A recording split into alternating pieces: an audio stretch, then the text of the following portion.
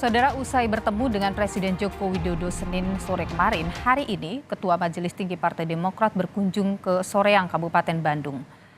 Selasa siang, SBY bertemu dengan para pengurus Partai Demokrat Jawa Barat sambil makan siang bersama. Meski demikian, Presiden Indonesia ke-6 ini enggan mengungkap isi pertemuannya dengan Joko Widodo di Istana Kepresidenan Bogor kemarin. Saat ditanyai wartawan, apakah pertemuan itu membahas dinamika Pilpres 2024 dan isu reshuffle kabinet, SBY memilih diam dan berlalu. Sudah ya. Ayo. Terima kasih. Senin sore kemarin, saudara, rombongan kendaraan yang diduga membawa SBY untuk bertemu Jokowi tiba di Istana Bogor sekitar pukul 5 sore. Iring-iringan kendaraan SBY sempat melewati wartawan di akses Istana Bogor depan Balai Kota sebelum masuk melalui pos 4 Museum Kepresidenan Balai Kirti. Pertemuan yang tertutup dari media ini berlangsung sekitar 1 jam. Entah kebetulan atau tidak, pertemuan ini terjadi di tengah dinamika penentuan bakal cawapres untuk Ganjar Pranowo juga Prabowo Subianto yang belum juga diumumkan.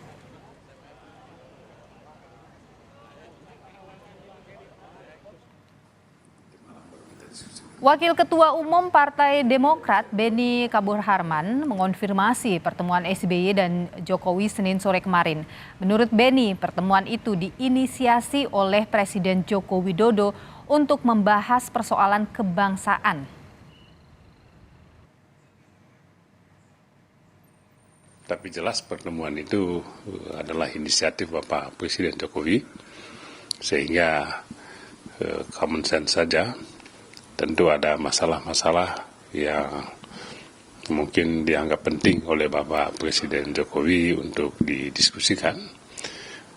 Apa solusinya bersama dengan Bapak Presiden Jokowi, Bapak Presiden ke-6, Bapak SBY. Pertemuan SBY dengan Jokowi mencuatkan isu perombakan menteri di kabinet usai KPK mengusut dugaan korupsi di Kementerian Pertanian. Sinyal ini diperkuat dengan pernyataan Ketua DPP PDI Perjuangan Puan Maharani. Puan bilang menteri yang tengah tersandung masalah hukum berpotensi dicopot.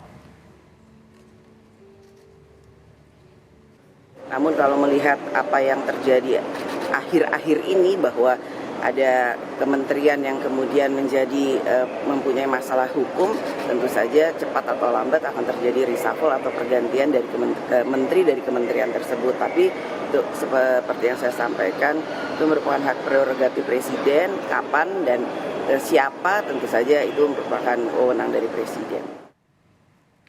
Pertemuan Jokowi dan Susilo Bambang Yudhoyono Senin sore kemarin dilakukan secara tertutup dan juga relatif minim konfirmasi. Apa yang sebenarnya dibahas hingga pertemuan ini terkesan dilakukan secara diam-diam?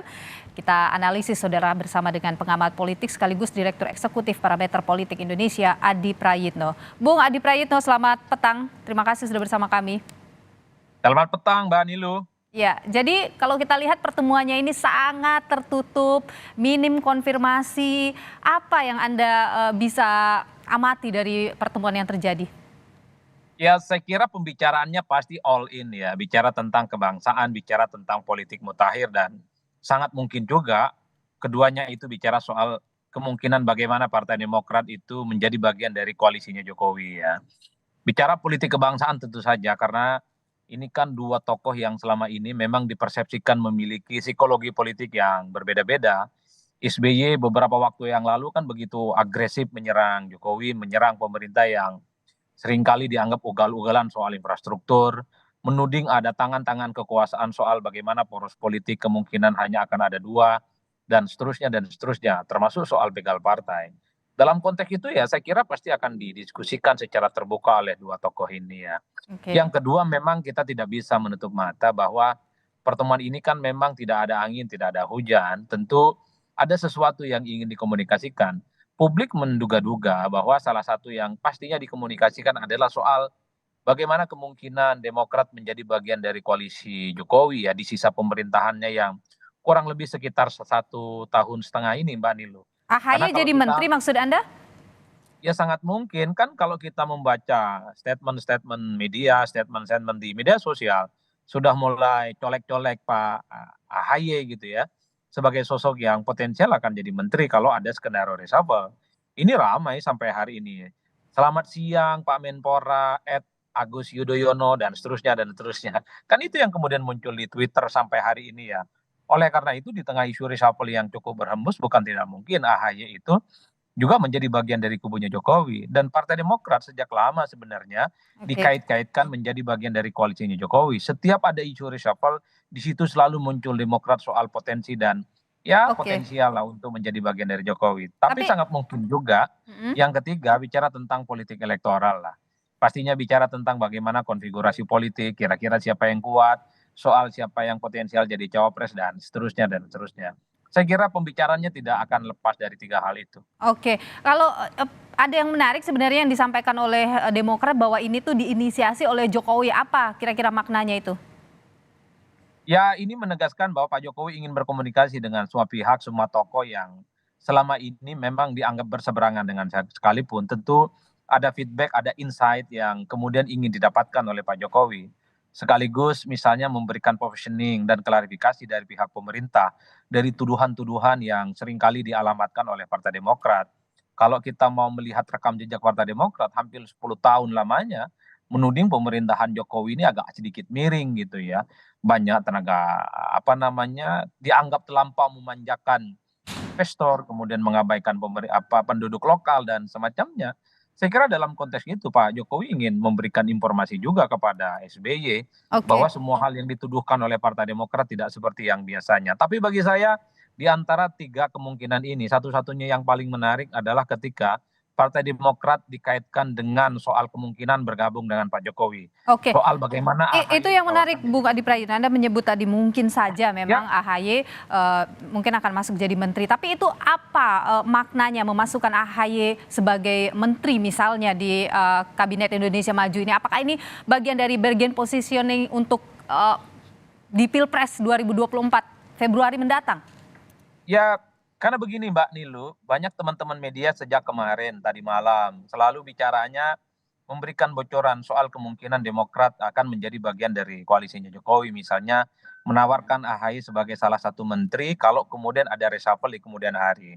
Apalagi belakangan ini kan isu reshuffle berhembus ya, bukan soal Kementan, tapi Kementerian Pemuda dan Olahraga. AHY dianggap cocok dan pas dalam skenario kalau ada reshuffle terutama di Kementerian Pemuda dan Olahraga. Kan ini yang menjadi pembicaraan publik yang sering ditanyakan kepada saya oleh teman-teman. Mm. Oleh karena itu, ya urgensinya adalah Pak Jokowi ingin tunjukkan kepada publik bahwa semua orang yang selama ini berseberangan itu bisa ditaklukkan dalam tanda kutip, yaitu menjadi bagian dari koalisinya Jokowi. Oke, Prabowo sudah ditaklukkan dengan menjadi Menhan. Ini kalau Demokrat tertarik dan betul ada tawaran itu, ini sebagai bentuk penaklukan politik bahwa Demokrat apa yang selama keuntungannya ini bagi nyalak, Pak Jokowi? ya Pak Jokowi sederhana adalah Oke, sebagai sosok presiden yang mampu menjinakkan lawan-lawan politiknya, di mana lawan politiknya itu bisa jadi pembantunya. Itu yang paling mungkin bisa ditunjukkan oleh Jokowi kepada publik kalau oke, betul AHY itu bergabung dan jadi menteri. Tapi di luar itu pasti narasinya adalah narasi persatuan, narasi ini tentang oke. kebangsaan, Bhinneka Tunggal Ika dan seterusnya. Tapi secara prinsip kalau Demokrat tertarik bergabung menjadi bagian dari koalisi Jokowi, ya saya kira ini menunjukkan bahwa Pak Jokowi itu cukup powerful. Baik, Semua kelompok-kelompok politik yang berseberangan itu bisa ditaklukkan, bisa dijinakkan dan menjadi bagian dari pembantunya. baik. Adi Prayitno, Direktur Eksekutif Parameter Politik Indonesia. Terima kasih atas pandangan Anda di Kompas Petang. Sehat selalu, Bung Adi. Terima kasih Mbak Nilu.